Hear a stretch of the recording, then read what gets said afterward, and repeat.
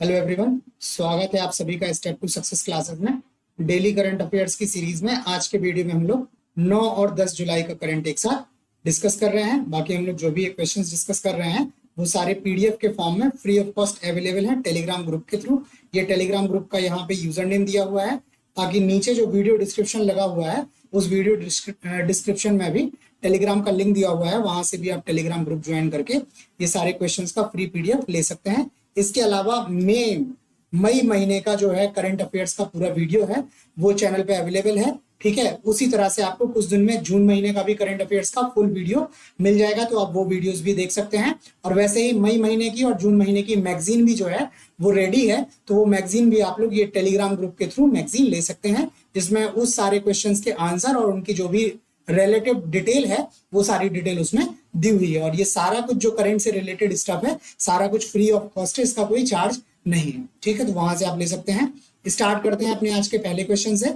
तो पहला क्वेश्चन है अपना, विश्व जनसंख्या दिवस कब मनाया जाता है? World population day. ऑप्शन है 9 जुलाई, 10 जुलाई, 11 जुलाई और 12 जुलाई। तो इसका जो सही जवाब है आपका ऑप्शन सी है।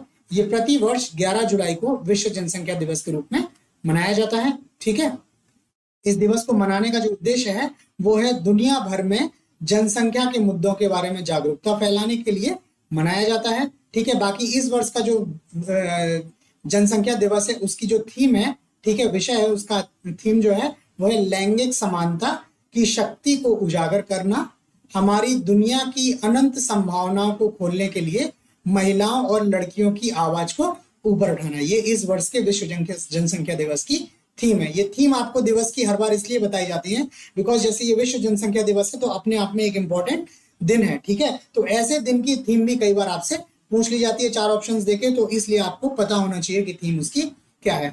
इसके अलावा क्या है, वर्ष 2011 में जो वैश्विक जनसंख्या है वो 7 बिलियन के आंकड़े को पार कर गई है। ठीक है, और संभावना है कि वर्ष 2030 में ये बढ़कर लगभग 8.5 बिलियन तक पहुंच सकती है।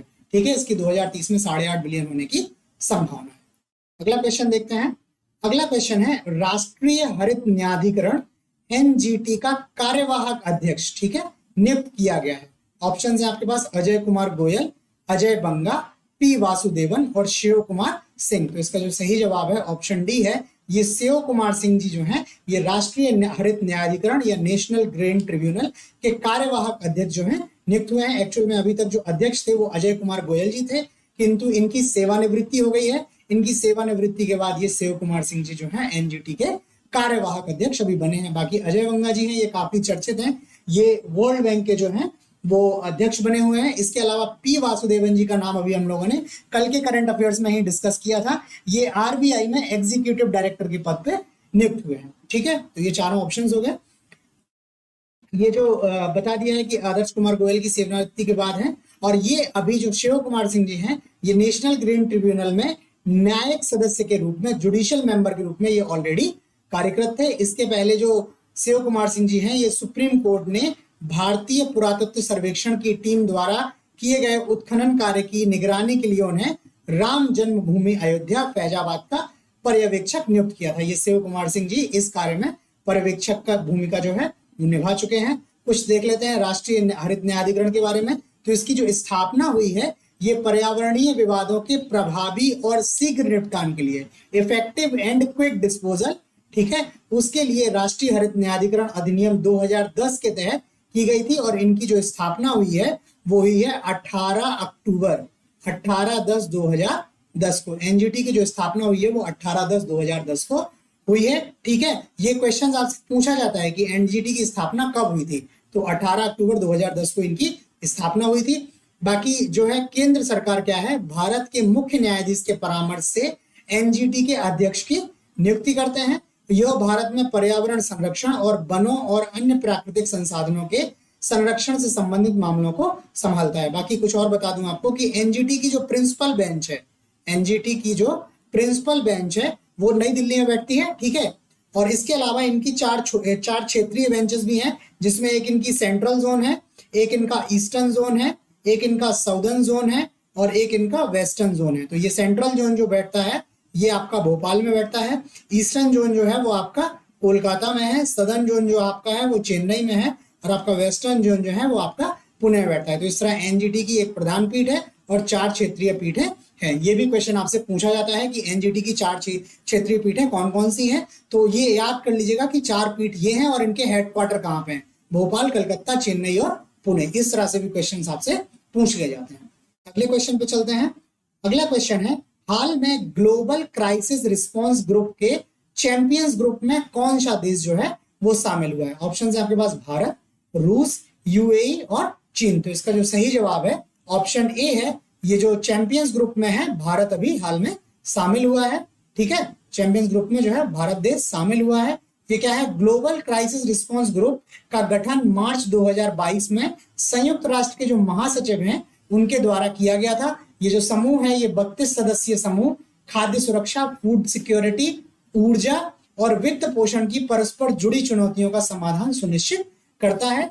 इसकी देखभाल जो है वो चैंपियंस ग्रुप द्वारा की जाती है, जिसमें Bangladesh, Barbados, Denmark, Germany, Indonesia और सेनेगल के HOS हेड ऑफ स्टेट्स या HOG हेड ऑफ गवर्नमेंट जो है शामिल है। बाकी इसके जो निर्णय निर्माता हैं उनको भोजन, ऊर्जा और वित्त के परस्पर जुड़े मुद्दों को हल करने के लिए रणनीति विकसित करने में क्या करता है?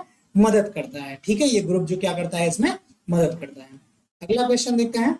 अगला क्वेश्चन है, चीन ने अपना पहला open source computer operating system किस नाम से लॉन्च किया है? ऑप्शन है आपके पास Mac OS, colour OS, open Kylin, one OS. तो इसका जो सही जवाब है ऑप्शन सी है। ये ओपन काइलिन नाम से जो है चीन ने अपना पहला ओपन सोर्स कंप्यूटिंग सिस्टम जो है, कंप्यूटर ऑपरेटिंग सिस्टम जो है वो लॉन्च किया हुआ है। ठीक है, ये क्या है? Open source desktop operating system. ठीक है, ओपन काइलिन नाम दिया है। इसका जो उद्देश्य है वो है चीन का क्या है? अमेरिकी प्रौद्योगिकी पर निर्भरता में कटौती के प्रयासों को बढ़ाने में मदद करना है। ठीक है, बाकी माइक्रोसॉफ्ट के जो है विंडोज हैं और एप्पल के जो है मैक ओएस ऑपरेटिंग सिस्टम की जगह लेने के लिए चीनी कंपनियां ऑपरेटिंग सिस्टम विकसित करने की क्या कर रही हैं? कोशिश कर रहे हैं। अभी जो मेजर ऑपरेटिंग सिस्टम है वो विंडोज है और मैक है। ठीक है, अगला क्वेश्चन देखते हैं। अगला क्वेश्चन है, इसरो ने अपने किस प्रक्षेपण यान को निजी क्षेत्र को स्थानांतरित करने का निर्णय लिया है? ठीक है, ऑप्शन है आपके SSLV, GSLV, PSLV और MSLV। तो इसका जो सही जवाब है ऑप्शन ए है। इसरो का जो SSLV है इसको इसरो ने क्या किया है कि अब इसके थ्रू अपने विमान लॉन्च ना करके निजी क्षेत्र को ये हस्तांतरित कर रहा है। ठीक है, ये इनका जो SSLV है लघु उपग्रह प्रक्षेपण यान, ठीक है, वो निजी क्षेत्र को स्थानांतरित करेगा। इसरो ने मिनी रॉकेट को उद्योग को स्थानांतरित करने के लिए बोली या बिडिंग मार्क चुनने का निर्णय लिया है। जो हाईएस्ट बिडर होगा उसको ये जो है SSLV मिल जाएगा। ठीक है, ये SSLV जो है इसरो द्वारा विकसित छठा प्रक्षेपण यान है। ठीक है, और भारत का जो घरेलू अंतरिक्ष उद्योग है वर्ष 2025 तक अर्थव्यवस्था में $13 बिलियन का योगदान देगा। बाकी भारत सरकार लगातार प्रयासरत है कि भारत का अंतरिक्ष उद्योग जो हो वो तेजी से बढ़े, बिकॉज भारत की जो अंतरिक्ष सुविधा है लॉन्च करने की ये काफी सस्ती और बहुत इफेक्टिव। भारत के जो उपग्रह लॉन्च करने का जो सक्सेस रेट है वो बहुत हाई है। ठीक है, तो इस वजह से जो बाकी देश हैं वो भी भारत के थ्रू क्या करते हैं? अपने सैटेलाइट्स को लॉन्च करवाने के लिए जो है वो कार्यरत रहते हैं और भारत भी इस दिशा में तेजी से विकास कर रहा है। अगले क्वेश्चन को देखते हैं। इसमें लघु प्रक्षेपण यान के बारे में भी कुछ डिटेल है। ये क्या है? 3 चरणों वाला प्रक्षेपण यान है। ये क्वेश्चन पूछा जाता है आपसे कि SSLV में कितने चरण होते हैं? तो ये 3 चरण वाला जो है प्रक्षेपण यान है। यह 500 किलोग्राम वजन तक के उपग्रह को कक्षा में प्रक्षेपित करने में सक्षम है। यह बहुत लागत प्रभावी है और इसमें टर्न अराउंड टाइम कम है और कई उपग्रहों को क्या कर सकता है? ये समायोजित करने में लचीला है। ये इसकी विशेषताएं हैं। ठीक है, अगला क्वेश्चन देखते हैं। अगला क्वेश्चन है, किस रेसर ने फॉर्मूला 1 2023 ब्रिटिश ग्रांड प्रिक्स जीता है? ठीक है, और ये जो है ब्रिटिश ग्रांड प्रिक्स। ऑप्शन है लैंडो नॉरिस, एल हैमिल्टन, ओ पियास्त्री और मैक्स वेरेस्टेपन। ठीक है, तो इसका जो सही जवाब है ऑप्शन डी है। ये मैक्स वेरेस्टेपन है। इन्होंने ये ब्रिटिश ग्रांड प्रिक्स का जो है फॉर्मूला 1 जो है इन्होंने जीता हुआ है। ठीक है, ये क्या है? रेड बुल के मैक्स वेरेस्टेपन ने सिल्वर स्टोन में 2023 में ब्रिटिश ग्रांड प्रिक्स जो है जीता है। इस सीजन में रेड बुल की लगातार 10वीं और इनकी लगातार 11वीं फॉर्मूला 1 जीत है। रेड बुल जो स्पॉन्सर है, तो रेड बुल की स्पॉन्सरशिप के अंतर्गत जो है वो 10 जो फॉर्मूला 1 जीती जा चुकी हैं और ये जो मैक्स वेरेस्टेपन है इनकी ये 11वीं फॉर्मूला 1 जीत है। मैक्लेरेन के लैंडो नॉरिस ने दूसरे स्थान पर रेस पूरी की और एम हैमिल्टन और ओ पियास्ट्री ने क्रमशः तीसरे और चौथे स्थान पर जो है वो रेस समाप्त की है। ठीक है, अगला क्वेश्चन देखते हैं। अगला क्वेश्चन है, भारत का पहला वैदिक थीम वाला पार्क कहाँ खोला गया है? ठीक है, ऑप्शन है हैदराबाद, मुंबई, नोएडा और बेंगलोर। तो इसका जो सही जवाब है ऑप्शन सी है, ये उत्तर प्रदेश के नोएडा में पहला वैदिक थीम वाला पार्क जो है वो खोला गया है। इस वैदिक थीम पार्क को वेद वन के नाम से भी जाना जाता है और इस पार्क में करीब 50,000 से अधिक पौधे लगाए गए हैं जिनका वेदों में वर्णन है। ठीक है, इस पार्क के निर्माण जो है वो जनवरी 2021 में शुरू किया गया था। इसमें लेजर और साउंड शो, दीवार पेंटिंग और 4 वैदिक साहित्यिक कृतियों के अंश वाली मूर्तियां जो है वो पार्क का मुख्य आकर्षण है। इससे जो है 7 क्षेत्रों में विभाजित किया गया है। कश्यप, अगस्त्य, विश्वामित्र, वशिष्ठ, अत्रि, गौतम और भारद्वाज, ये वैदिक काल के जो हैं वो सप्त ऋषि हैं। ठीक है, उन सप्त ऋषियों के बेसिस पे इसको 7 भागों में विभाजित किया है। अगला क्वेश्चन देखते हैं।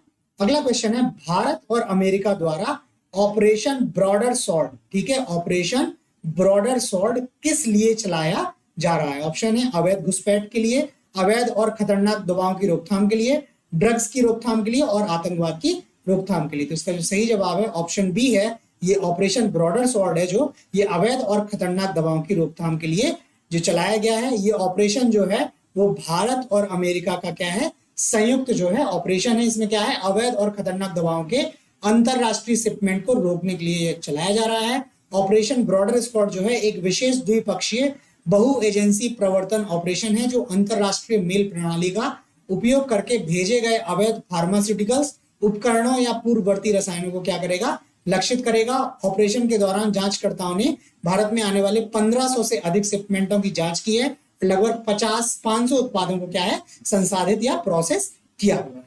ठीक है, अगला क्वेश्चन देखते हैं। अगला क्वेश्चन है, इन्वेस्टमेंट बैंक गोल्डमैन सैक्स के अनुसार वर्ष 2075 तक कौन सा देश जो है वो दुनिया की दूसरी सबसे बड़ी अर्थव्यवस्था बन जाएगा? ऑप्शन है जापान, जर्मनी, अमेरिका और भारत। तो इसका जो सही जवाब है ऑप्शन डी है, वर्ष 2075 तक जो है वो भारत दुनिया की दूसरी सबसे बड़ी अर्थव्यवस्था जो है बन जाएगा। ठीक है, 140 करोड़ की आबादी के साथ भारत की जीडीपी बढ़कर 52.5 ट्रिलियन डॉलर होने का अनुमान है जो अमेरिकी जीडीपी अनुमान से अधिक है। रिपोर्ट में बढ़ती आबादी, नवाचार और प्रौद्योगिकी, उच्च पूंजी निवेश तथा श्रमिकों की बड़ी उत्पादकता के कारण भारत की प्रगति का पूर्वानुमान लगाया गया है। बाकी रिपोर्ट ने कहा हुआ है कि अधिक रोजगार सृजित करके अधिक श्रम बल को लाकर सेवाओं तथा विनिर्माण की क्षमता को बढ़ाने में निजी क्षेत्र के लिए क्या है, ये उपयुक्त समय। ठीक है, तो ये गोल्डमैन सैक्स की जो है वो अनुमान हो गया। तो क्वेश्चंस इतने ही हैं, बाकी कुछ इंपॉर्टेंट फैक्ट्स हैं जिसमें है मेरा बिल मेरा अधिकार योजना, ये हरियाणा सरकार द्वारा शुरू की गई है। यूनाइटेड किंगडम्स द्वारा जो है हाथी परिवार पर्यावरण पुरस्कार जो है वो कार्तिकी गोंजाल्विस को मिला हुआ है और ग्लोबल शतरंज लीग जो है इसके पहले संस्करण का जो आयोजन हुआ है वो दुबई में हुआ है। ठीक है, तो आज करंट अफेयर्स में इतना ही है। बाकी आपको ये वीडियो कैसा लगा, क्वेश्चंस कैसे लगे, प्लीज लाइक करके कमेंट करके जरूर बताएं। चैनल सब्सक्राइब नहीं किया है तो प्लीज चैनल को सब्सक्राइब कर लें और ये फ्री पीडीएफ के लिए आप लोग ये टेलीग्राम ग्रुप ज्वाइन कर लें। ठीक है, तो आज करंट अफेयर्स में इतना ही, बाकी कल मिलते हैं नए क्वेश्चंस के साथ। तब तक के लिए धन्यवाद।